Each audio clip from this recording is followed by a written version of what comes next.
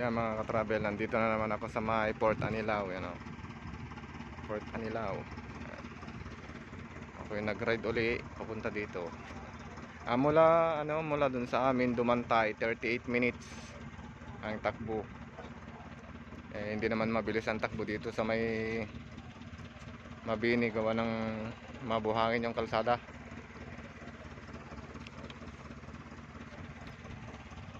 Malinaw yung tubig. Namimingwit pa. Malinaw yung tubig. Malinaw oh. Malinaw. May ito yung papuntang Tingloy na.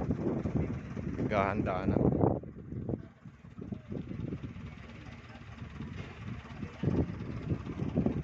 Ganda.